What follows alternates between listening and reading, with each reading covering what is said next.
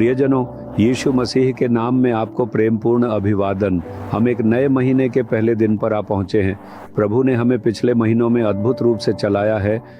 प्रभु का धन्यवाद हो कि उन्होंने हमें एक नया महीना देखने योग्य बनाया। क्या आप उत्सुकता से प्रतीक्षा कर रहे हैं कि इस महीने प्रभु आपके लिए क्या प्रतिज्ञा रखे हैं, उसकी इच्छा और वह क्या कहना चाहते हैं? प्रभु आपको एक अद्भुत वचन दे रहे हैं। ये रोमियो अध्याय 8 वचन 28 में लिखा है, जो लोग परमेश्वर से प्रेम रखते हैं उनके लिए सब बातें मिलकर भलाई ही को उत्पन्न करती है। आप यीशु से प्रेम करते हैं, है ना? आपके मन में उनके लिए स्नेह है ना? क्या आप सोच रहे हैं, मैं उनसे प्रेम करता हूं फिर भी मुझे दुख और कष्ट क्यों सहना पड़ता है? चिंता मत कीजिए, प्रभु सब बातों को मिलाकर भलाई के लिए कार्य कर रहे हैं। जिस मार्ग से आप अभी गुजर रहे हैं वह सताव, निंदा, हानि और कष्टों से भरा हो सकता है, लेकिन ये सब आपके भलाई के लिए हो रहा है। प्रभु हर चीज को आपके भलाई के लिए बदलने जा रहे हैं। आप आज और आने वाले दिनों में वह चमत्कार देखेंगे। हम बाइबल में एक परमेश्वर के जन अय्यूब के बारे में पढ़ते हैं, है ना? परमेश्वर से प्रेम और उन पर विश्वास होने के बावजूद उसे अपने जीवन में हानि का सामना करना पड़ा। उसने अपने बच्चे, संपत्ति और स्वास्थ्य खो दिए। उस पर उपहास और निंदा आई। उसकी निंदापूर्ण स्थिति को देखकर दूसरों ने सोचा होगा, क्या यही प्रभु से प्रेम करने और उनका अनुसरण करने का इनाम है?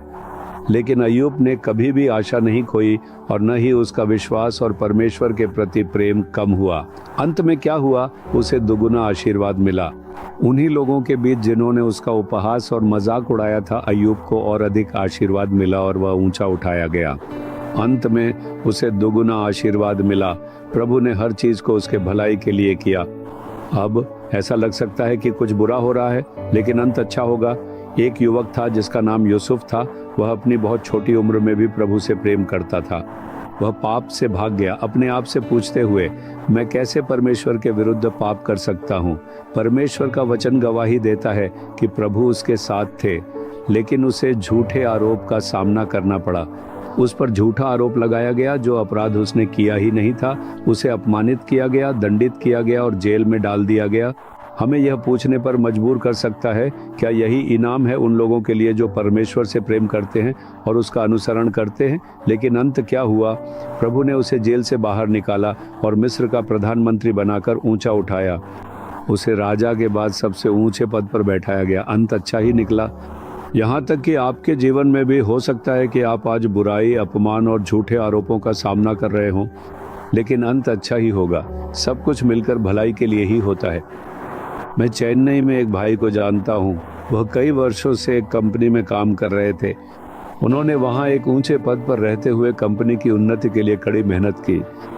जब अप्रेजल का समय आया तो सभी को उम्मीद थी कि उन्हें प्रमोशन मिलेगी, क्योंकि वे सबसे सीनियर कर्मचारी थे। उन्हें भी यही उम्मीद थी, लेकिन प्रमोशन उनके एक जूनियर को दे दी। उन्हें यह बहुत अपमानजनक लगा। इससे उन्हें ठेस पहुंची। वह सोच रहे थे, क्या मुझे प्रमोशन नहीं मिलनी चाहिए थी? क्या मैंने इस कंपनी के लिए मेहनत नहीं की थी? मैं प्रमोशन के लिए अगली में था, लेकिन उन्होंने मुझे बहुत बड़ा अपमानित किया है। उन्हें अपने सहकर्मियों के बीच अपमान का सामना करना पड़ा और उनका मन टूट गया। जब मैं उनसे मिला तो मैंने कहा, हिम्मत मत हारो, परमेश्वर की जानकारी के बिना कुछ भी नहीं होता। आप सोच सकते हैं कि जो प्रमोशन आपके लिए थी वह रुक गई है। चिंता मत करो, प्रभु इसे भलाई के लिए बदल देंगे। शास्त्र कहता है कि सब बातें मिलकर भलाई के लिए काम करती हैं। इसीलिए परमेश्वर की स्तुति करो और कहो, प्रभु धन्यवाद कि मेरी प्रमोशन रुक गई है। तब आप समझेंगे कि यह आपके भलाई के लिए था। मैंने ऐसा ही कहा। कई महीने बीत गए। उसने मुझसे खुशी खुशी कहा, ठीक वैसे ही अच्छा हुआ जैसा आपने कहा था। मैंने उससे पूछा कि क्या हुआ था?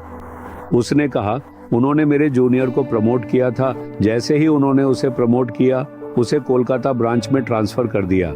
उन्होंने उसे प्रमोशन भी दिया और साथ ही ट्रांसफर भी कर दिया। तो उसे एक दूर जगह जाना पड़ा। उसे अपने परिवार को छोड़कर वहां काम के लिए जाना पड़ा। लेकिन अब मुझे मेरा प्रमोशन मिल गया है और मैं चेन्नई में ही रह सकता हूँ। यही मेरा घर है, मेरी पत्नी और मेरे बच्चे हैं। बच्चे यहीं पढ़ाई कर रहे हैं। प्रभु ने मुझे इस तरह ऊंचा उठाया है कि मैं अपने परिवार के साथ रह सकता हूँ। अब मैं परमेश्वर की स्तुति करता हूँ, यह जानकर कि उसने मेरे भलाई के लिए मेरा प्रमोशन देर से दिया। क्या आपने सुना? अंत अच्छा होगा। जो कुछ अभी हो रहा है उसे देखकर ये सवाल मत उठाइए, क्या प्रभु मुझे भूल गए हैं? क्या उन्होंने मुझे छोड़ दिया है? उन्होंने मेरे लिए ऐसा क्यों नहीं किया? इसके बजाय परमेश्वर की स्तुति कीजिए। आप इस महीने वह भलाई देखने वाले हैं। आपका चमत्कार रास्ते में है। इस पर विश्वास कीजिए और परमेश्वर की स्तुति कीजिए। प्रभु, मैं विश्वास करता हूँ कि मेरी जिंदगी में सब कुछ मेरे भलाई के लिए ही होता है। अंत अच्छा होगा। मैं आपसे प्रेम करता हूँ यीशु। आप हर चीज़ को मेरे भलाई के लिए बदल देंगे। मैं आज, इस महीने और अपनी पूरी जिंदगी में यह देखने वाला हूँ। यीशु मसीह के नाम में आमीन, आमीन। Jesus redeem Hindi YouTube channel को सब्सक्राइब करें। सब्सक्राइब बटन पर क्लिक करें और बेल आइकन को भी क्लिक करके हर दिन की नई कार्यक्रमों की जानकारी प्राप्त करें।